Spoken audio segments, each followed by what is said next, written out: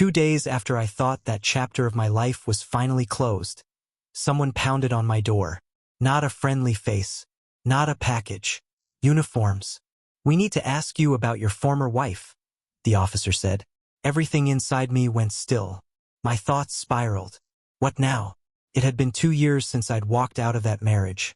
Head up, even as everything I'd built came apart underneath me. She'd betrayed me, broken every promise we'd made to each other. I remembered standing in that courtroom, feeling every stare as I put my signature on the divorce papers. Underneath the humiliation, though, was something harder. Fury.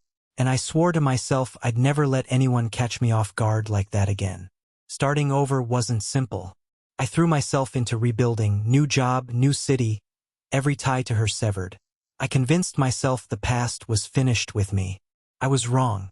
It was an unremarkable Tuesday, coffee in hand, half scrolling my phone, when that knock came and cracked the calm I'd worked so hard to build. I wasn't expecting company. My curiosity curdled into dread the moment I saw 2 officers on my doorstep. "Can we step inside?" one asked, courteous, but there was no real question in it. "Yeah. Sure," I managed, waving them in. They didn't waste time.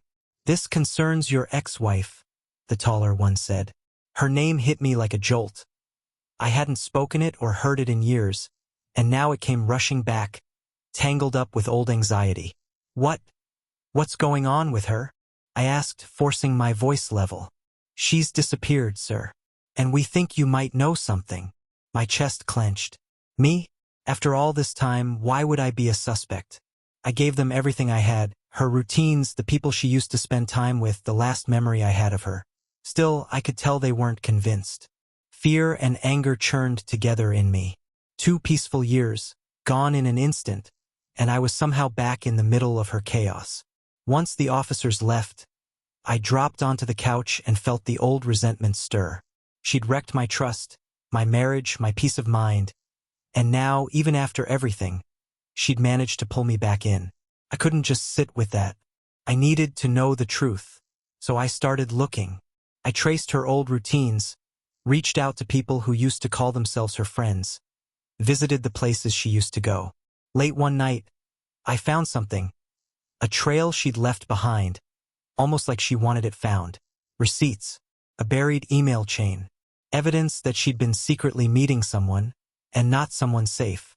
The deeper I dug, the clearer it became. Her disappearance was no accident. She'd been running from something far bigger than our failed marriage. And that's when it hit me. This wasn't only a chance to find the truth.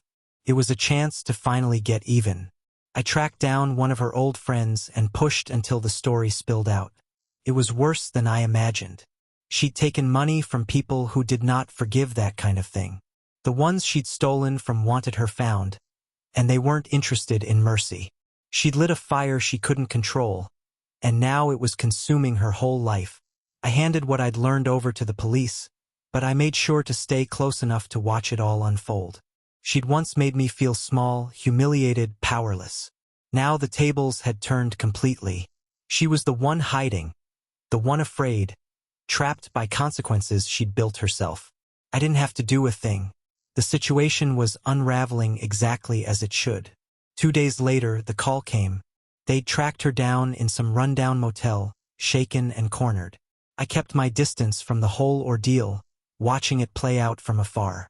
There was no sympathy in me, only a quiet sense of closure. She'd built her life on lies and betrayal, and now she was living with what that cost. Walking away that day, I felt something lift off me. Not just the weight of the last 2 years, but years of buried anger and hurt. I understood something then. Revenge doesn't have to be loud or violent to land.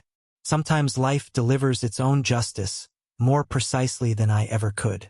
2 years after that divorce, I finally understood it. Betrayal leaves its mark. But patience and the willingness to let things unfold naturally can hit harder than any confrontation ever could. And as I shut that door on my past for good, I smiled, really smiled, for the first time in a long while. Free. Untouchable.